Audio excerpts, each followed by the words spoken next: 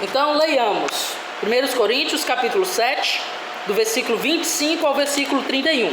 Diz assim a palavra de Deus: com respeito às virgens, não tenho o mandamento do Senhor, porém dou minha opinião, como tendo recebido do Senhor a misericórdia de ser fiel. Considero, por causa da angustiosa situação presente, ser bom para o homem permanecer assim como está. Estás casado? Não procures separar-te. Estás livre de mulher? Não procures casamento. Mas se te casares, com isso não pecas. E também, se a virgem se casar, por isso não peca. Ainda assim, tais pessoas sofrerão angústias na carne, e eu quisera poupar-vos. Isto, porém, vos digo, irmãos, o tempo se abrevia. O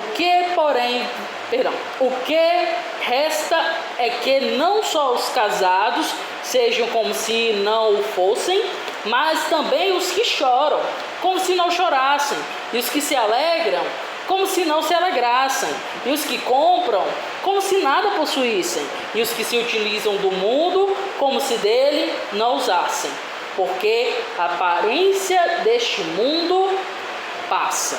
Amém. Vamos orar. Senhor amado, quero te agradecer, Senhor, por essa noite, por cada irmão que conseguiu estar presente aqui, e também lembrando daqueles que não estão. Sabes o motivo do coração de cada um, as lutas e dificuldades que todos nós estamos passando nesse período de dificuldades. Que a tua boa graça possa estar alcançando a nós e nos edificando. Quero te pedir especialmente por essa pregação, Senhor, pois tu sabes da minha luta essa semana, com o texto e com o tempo e a doença, mas eu quero pedir que, apesar de mim, o teu Santo Espírito nos instrua hoje. Então vem nos encher e nos dar conhecimento da tua palavra, Senhor. É o que eu te peço. No bom nome de Cristo Jesus eu oro. Amém. Amém, meus queridos. O nome que eu dei para essa sessão, que vai até o 40, mas lemos até o verso 31, foi de casamento e escatologia. Pois aqui a gente vai ver o olhar escatológico do apóstolo Paulo afetando, ou direcionando os conselhos dele a respeito do casamento. E é bem interessante, porque essa é uma das passagens que, quando nós lemos, geralmente a gente vai meio que assim torcer o nariz. Como assim, né? Por que ele está falando isso? E vamos achar um pouco esquisito, principalmente se você ler os próximos versículos, que é o que eu vou tratar na segunda parte desse sermão. E realmente é uma passagem muito difícil. Muitos dizem que é uma das passagens mais terríveis de interpretar, né? E se eu não fosse um pregador expositivo, buscando expor versículo por versículo, provavelmente esse aqui seria um capítulo que eu pularia facilmente. Mas o nosso compromisso é com a palavra, né? E por mais que o texto possa ser difícil, por assim dizer, cabe a nós encará-lo e ver o que o Senhor quer nos dizer.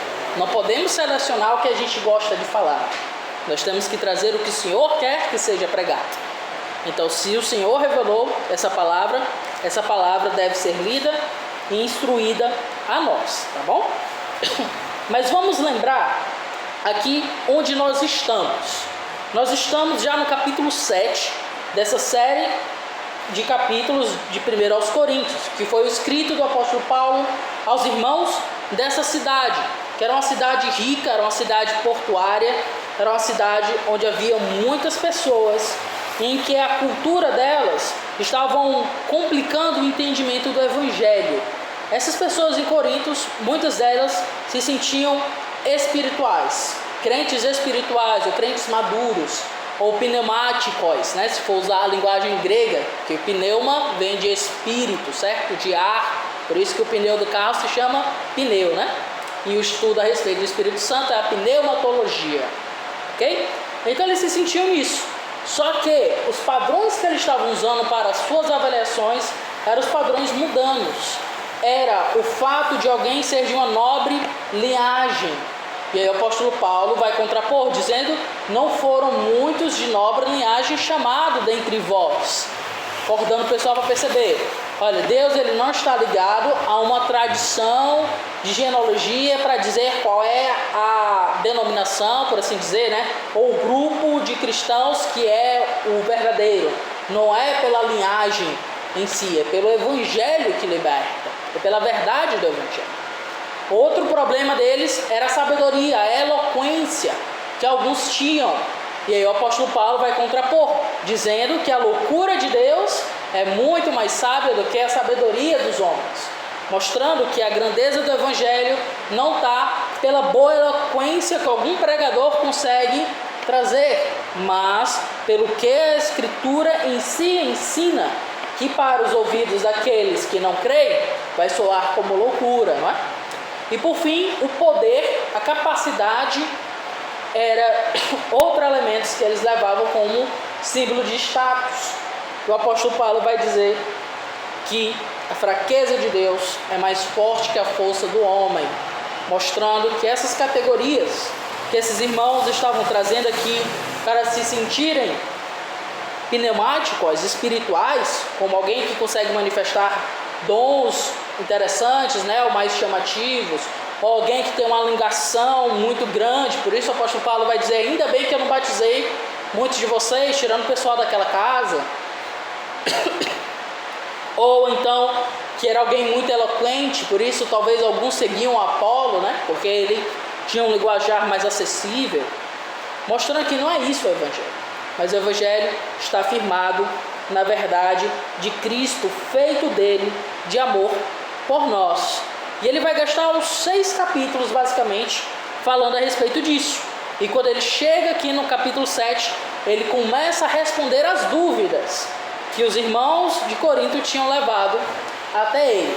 Ele diz assim no verso 1: quanto ao que me escrevestes, é bom que um homem não toque em mulher, mas... E aí ele vai continuar o conteúdo, que é o que nós estamos vendo até agora. Mas essa declaração, quanto ao que me escrevestes, demonstra o quê? Que ele está respondendo às dúvidas desses irmãos sobre o que é ser um crente espiritual. Muito provavelmente seria isso, a indagação que os estudiosos vão levar. E aqui no caso, o conflito estava entre a espiritualidade e o casamento. Alguns estavam pensando que para poderem se dedicar totalmente a Deus, eles teriam então que romper o casamento que eles tinham. Alguns eram casados com descrentes, então pensavam: não, então eu tenho que me separar. O apóstolo Paulo vai dizer: não, não faça isso, né? Ou então que aquele que estava casado, mesmo sendo cristão, deveria deixar essas coisas para poder se dedicar totalmente a Deus. E o apóstolo Paulo trabalha então corrigindo isso, dizendo que o divórcio não é da vontade de Deus, não faz parte do plano de Deus, e que, pelo contrário, o casamento é um ministério onde nós nos esforçamos para glorificar a Deus ali naquele meio, ok? E aqui então ele caminha para a conclusão do seu argumento, tratando sobre a questão de se casar ou não à luz da escatologia, que são o estudo das últimas coisas, né? A visão das últimas coisas, do fim dos tempos, por assim dizer. E aqui eu queria asseverar 2 pontos. No total serão 4 pontos do nosso estudo, mas hoje eu vou trazer apenas 2. O primeiro ponto é que nós devemos viver o nosso chamado. É o que o apóstolo Paulo vai deixar bem claro ao chegar aqui ao final e trazer orientações a respeito do casamento nos tempos de tribulação. Ele diz assim: com respeito às virgens, não tenho mandamento do Senhor, porém dou a minha opinião, como tendo recebido do Senhor a misericórdia de ser fiel. Só aqui já dá para conversar bastante, né? Veja só, ele começa destacando com respeito a esses que são virgens, a essas que são virgens, ou seja, que ainda não se casaram, essa é a ideia. Não tem um mandamento do Senhor, não tem algo que o apóstolo Paulo tenha recebido do seu ensino vindo do próprio Senhor, certo?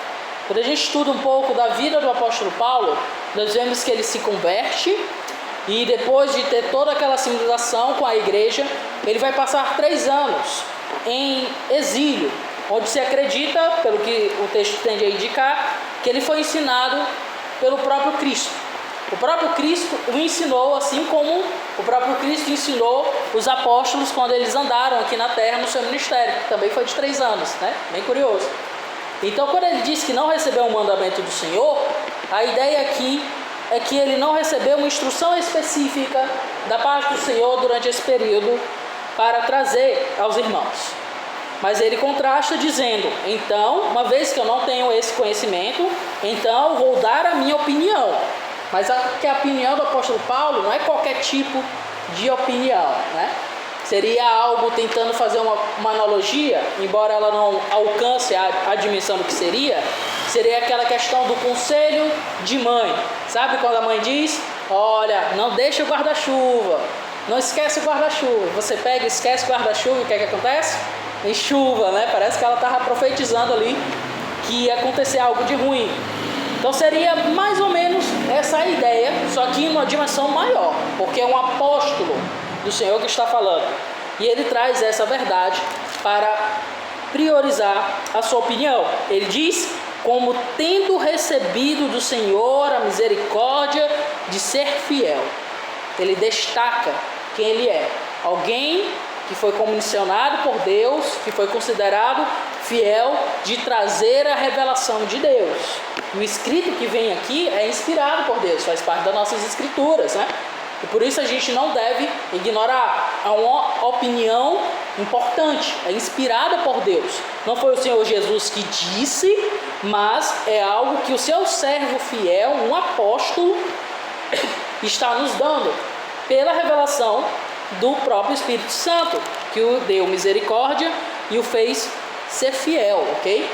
Então, devemos ser fiel ao nosso chamado, porque assim nós somos comissionados por Deus. E essa opinião do apóstolo Paulo é muito importante para nós ao pensarmos a respeito da vida no Evangelho e do casamento. Ele diz, considero, no verso 26, considero por causa da angustiosa situação presente. Então ele criou uma condição, uma condicional, né?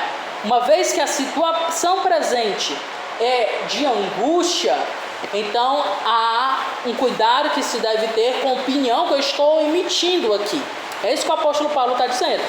Veja, vivemos momentos angustiosos, é o que ele destaca com muita força.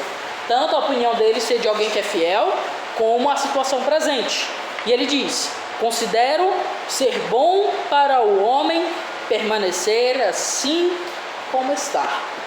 Então, o conselho de Paulo é, não busque dificultar as coisas que já estão mais difíceis.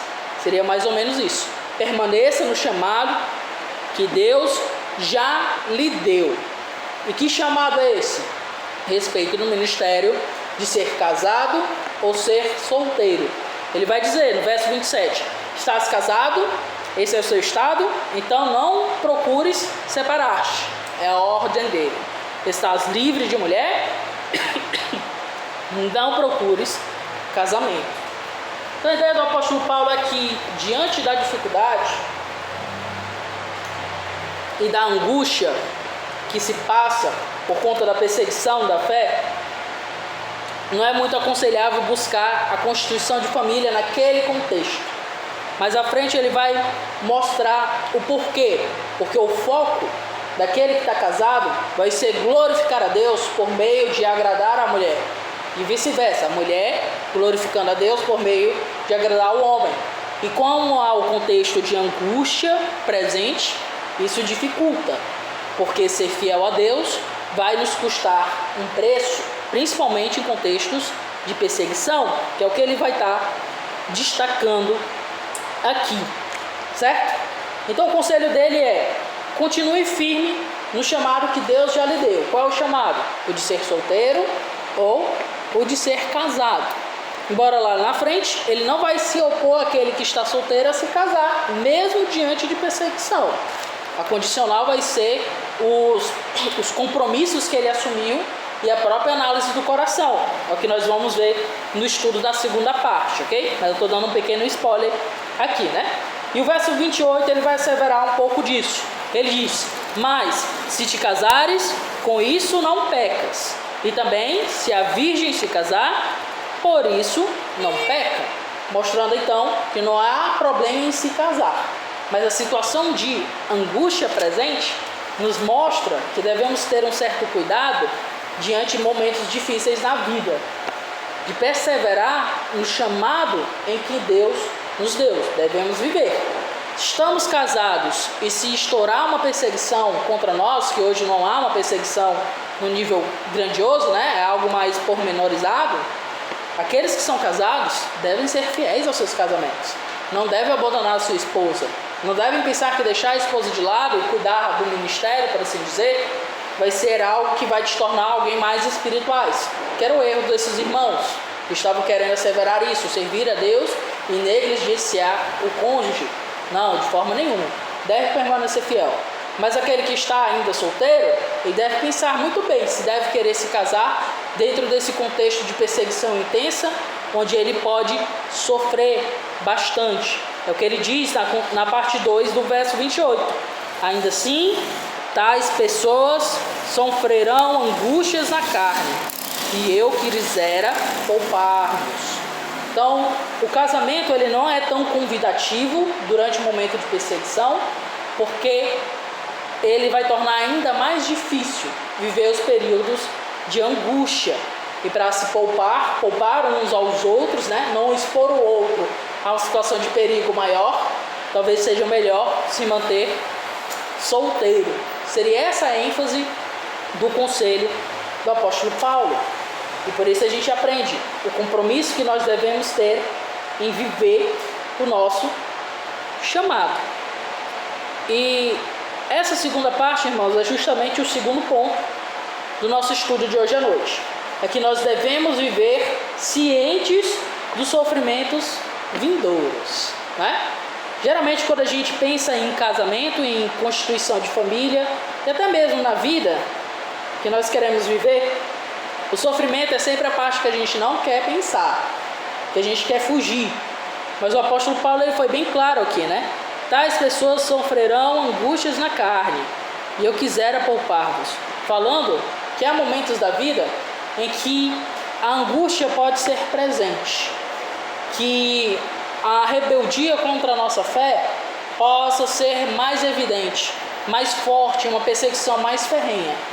Nós vemos com os passados dos dias isso acontecendo no nosso país, infelizmente, não é? As narrativas anticristãs cada vez mais crescem, cada vez mais se tornam comuns. As últimas notícias que eu estava vendo era que nas pequenas festas hoje dos adolescentes já é comum, já é algo quase uma moda você não ser mais heterossexual. Então você vira motivo de chacota se você não for pelo menos bissexual, né? Então alguns se sentem impressionados a dizer que são bissexuais para não serem afastados da sua rodinha ali de gueto, de amigos e tudo mais. Então isso é uma tendência que está crescendo. Não chegou aqui no Nordeste, até onde eu sei, espero que não chegue tão rápido, mas já está chegando, né? Tive a oportunidade de ir no museu aqui do Dragão do Mar, já tinha um rapaz vestido de saia, né, nos recepcionando. Então é algo que tem crescido, e a gente sabe que esse discurso de militância ele persegue sim o cristianismo. Eles buscam trajar para dizer não é a fé em Cristo, é o preconceito, mas na prática todos os cristãos são hostilizados e humilhados. Ninguém se preocupa, né? Muitos dizem, não, estou atacando esse sistema opressor que é contra os negros, mas ninguém respeita aquela senhorinha negra que é uma crente fervorosa, entende? Então na prática, nós já estamos vivendo períodos em que a angústia está crescendo, mas não está nesse estágio aqui que o apóstolo Paulo fala, mas devemos ter essa ciência de que momentos de sofrimento podem vir a ocorrer. Sempre ocorreu ao longo da história da igreja. E não vai ser a nossa geração que necessariamente vai escapar, né? Olha um pouquinho para a história da igreja. Os primeiros séculos, perseguições tremendas. Muitos tiveram que ser martirizados. o apóstolo Paulo foi morto decapitado, segundo a tradição, né? Todos os apóstolos morreram de formas terríveis, tirando o apóstolo João, que foi poupado. Mas muitos outros, após eles, os primeiros pastores, também morreram martirizados.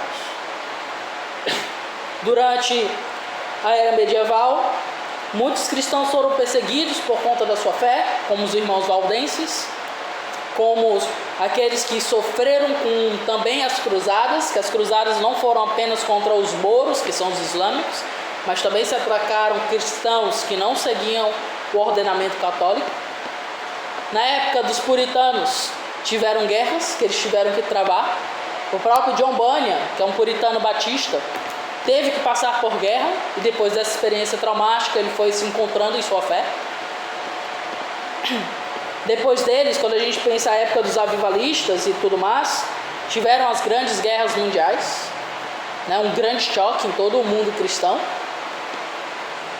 E nos tempos presentes nós vemos as políticas identitárias crescendo e cada vez mais hostilidade contra nós, onde se dizer cristão, que às vezes é motivo de chacota, né? Na época que os missionários chegaram aqui, já era motivo de chacota.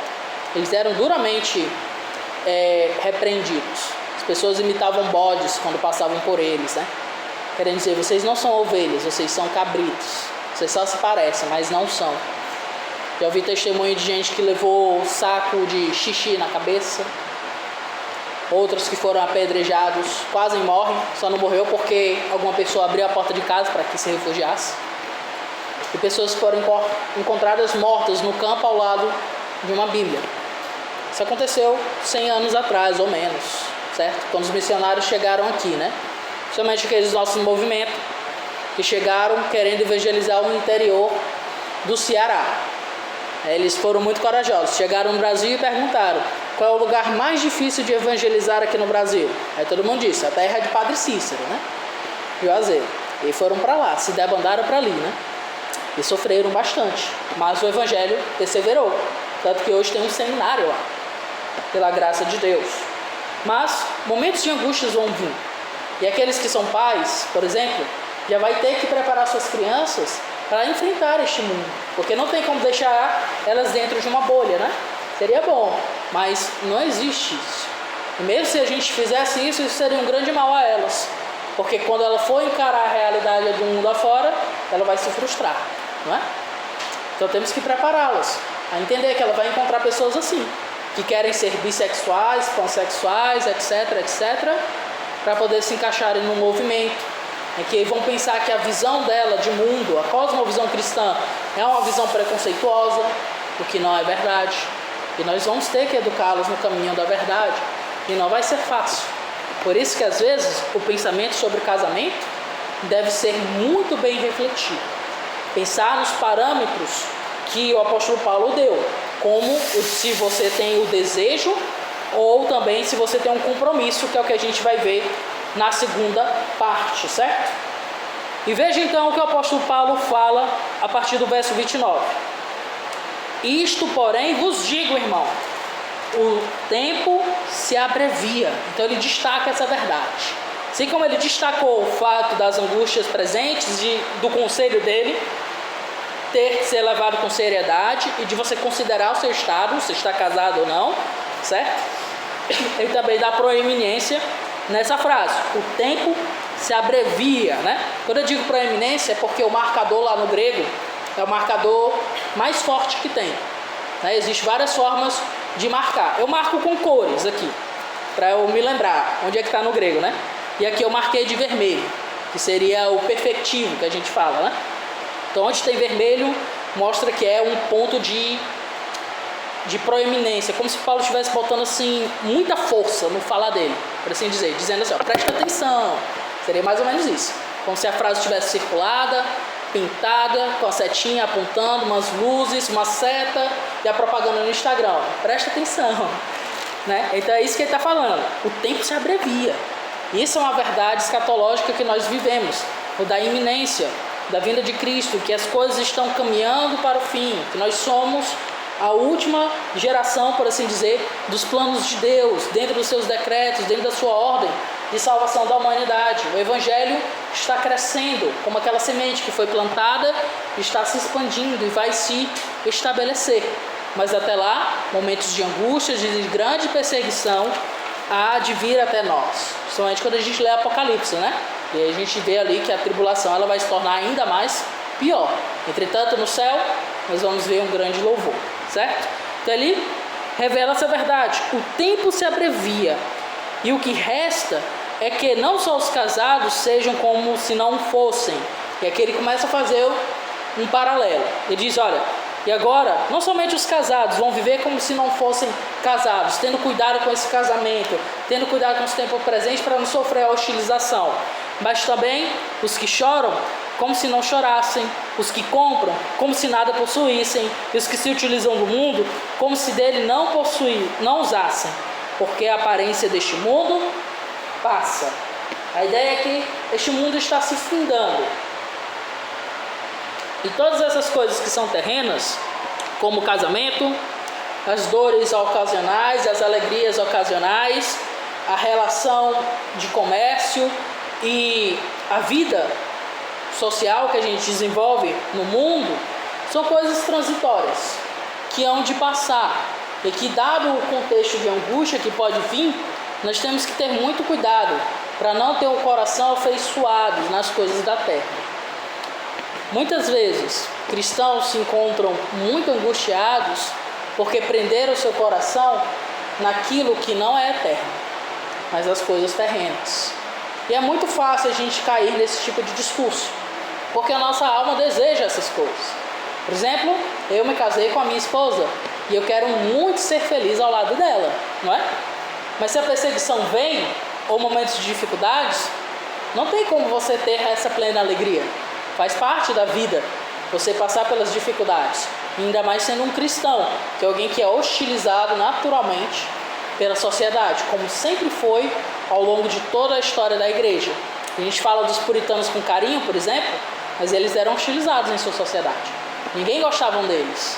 Eles achavam eles muito sisudos, que eles não tinham alegrias, porque eles não iam para festas, não iam para os teatros, não iam para os cantos de prostituição, por assim dizer. Eles buscavam ser rígidos em obedecer a Deus. E muitos não gostavam dos puritanos. Então eles eram hostilizados. E aí quando você lê sobre a vida dos puritanos, você fica assim, nossa, mas que irmãos exemplares, né? Mas o mundo odiava. Tanto que essa questão de ser puritano é um xingamento no mundo afora. Diz, nossa, como você é puritano, né? E eles deveriam dizer, amém, que bom, obrigado pelo elogio. Mas o mundo lá fora está lhe xingando, dizendo que você é retrógrado e tudo mais. Então, cientes disso, dessa hostilidade que a gente recebe na brevidade dessa vida, desse tempo que está se fundando, a gente tem que ter um coração preso na eternidade e não deixar as coisas presentes aqui perderem o foco. É óbvio que uma vez que quando eu me prendo na eternidade, ela gera luz para que a gente viva as coisas aqui presentes. Novamente, o casamento não deve ser negligenciado. Foi a ênfase do apóstolo Paulo na passagem anterior, como a gente leu no começo do capítulo 7, e vai ser a ênfase dele mais adiante, quando ele vai dizer, por exemplo, no verso 33, o que se casou cuida das coisas do mundo, de como agradar a esposa. Então, nosso foco é viver os nossos ministérios locais que Deus nos deu, no trabalho, na família, na sociedade. Mas nosso coração não pode estar preso nessas coisas, porque a angústia é vindoura, ela vem, ela se apresenta, e não é aqui que a gente vai ter a plenitude de vida. A plenitude de vida é no mundo vindouro, quando Cristo vier, quando Cristo trouxer a cidade que Ele está nos preparando, como demonstra ali em Apocalipse. Terminei meu devocional em Apocalipse e é de chorar, quando você lê os últimos capítulos, 21 e 22.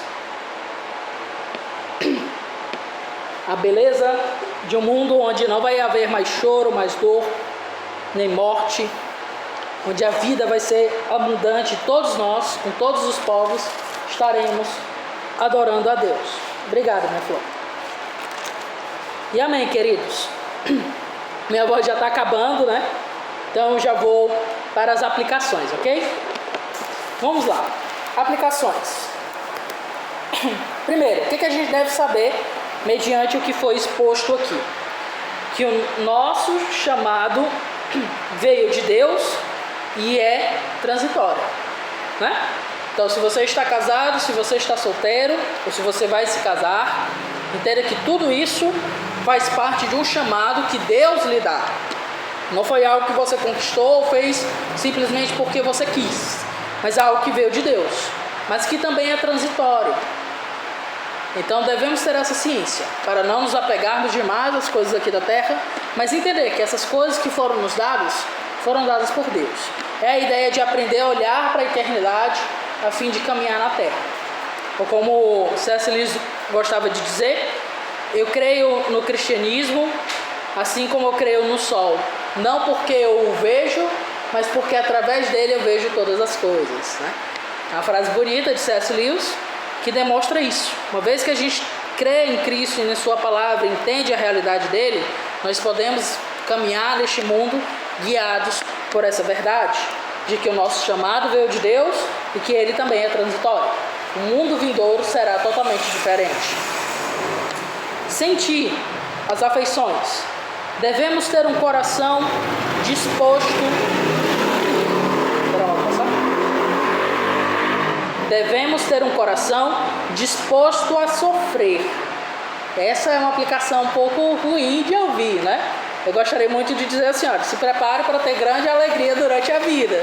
Mas infelizmente não foi o que o texto diz e eu tenho que me apegar à palavra de Deus. Ser cristãos, irmãos, vai nos custar um preço. Vamos ser hostilizados, infelizmente. Não porque nós sejamos ruins, muito pelo contrário, a vida cristã e os princípios de Cristo traz vida, alegria, abundância para a nossa existência, mas o mundo nos odeia, assim como odiou a Cristo. Lembra, nós adoramos um Deus que foi crucificado, que recebeu a pior forma de morte possível da época, que era a morte de cruz, que era uma morte feita para ser angustiante, dolorosa e lenta. Essa era a ideia. Quando a gente olha a respeito da igreja primitiva, um dos arquivos que a gente acha arqueológicos é uma pichação de deboche contra os cristãos, mostrando um homem crucificado com cabeça de burro. Entende? Mostrando assim, olha, o Deus dos cristãos. Um burro, um todo. Porque a visão deles é de um Deus todo-poderoso e guerreiro, né? Que também é o nosso Deus, mas que se deixou morrer para nos resgatar. Recebeu o ódio do mundo para nos resgatar e a ira de Deus para nos conferir perdão. Então, se isso houve com Cristo, o momento presente que a gente vive deve ser preparado para também estarmos dispostos a sofrer e encontrar alegria até mesmo diante da situação de dificuldades, como o apóstolo Paulo vai fazer em Filipenses, não é? Alegrai-vos. Ele fala isso estando preso. Então veja só como é a vida cristã, com o coração disposto a sofrer para a glória de Deus. E temos que nos preparar para isso, porque momentos de dificuldade certamente vão nos vir mais cedo ou mais tarde. E por fim, o fazer. Não negligencie seu chamado. Deus te deu funções específicas. Deus escolheu a cor dos seus olhos, a cor da tua pele, o teu tamanho, não é? O seu trabalho, sua esposa, seu esposo, se ia ter filhos ou não, se deve estar solteiro agora ou não. E tudo isso tem propósitos, irmãos. Isso é libertador, mas também nos traz uma responsabilidade grande de valorizar cada um desses elementos que Deus nos deu. Devemos valorizar o chamado que Ele nos deu. Negligenciar o chamado de Deus é caminhar para a ruína. Provérbios fala muito disso. Aqueles que seguem um caminho que é longe do princípio da sabedoria, que é de temer a Deus, de obedecer a Deus, de considerar a existência e a ordem de Deus no mundo, eles caminham para a ruína. Então, o homem que é levado pelo seu impulso sexual e adultera com a mulher, ele vai ser exposto à vergonha, à desonra, à destruição. Aqueles que seguem o caminho da violência e da morte também vão morrer, vão encontrar sua rápida destruição, como acontece com muitos traficantes, né? Se enriquecem rápidos, mas morrem rápidos também. E por assim vai. o livro de Provérbios dando vários conselhos. O preguiçoso vai encontrar ruína, porque não conseguiu cuidar da sua casa e nem gerar os seus frutos, e etc. Mostrando então princípios para nós. Devemos viver o nosso chamado. Deus tem propósito específico em cada um de nós aqui presente. E nós devemos valorizar isso. Não devemos negligenciar, mas ir conhecendo o que Deus me fez. Deus me fez um homem, ok? Então seria um homem para a glória de Deus. Deus me fez um marido, ok? Seria um marido para a glória de Deus. Deus me fez um pai, seria um pai para a glória de Deus. Deus me fez solteiro, viverei a minha solteirice para a glória de Deus, até Ele me chamar para um casamento ou não, mas o servirei dentro desses propósitos.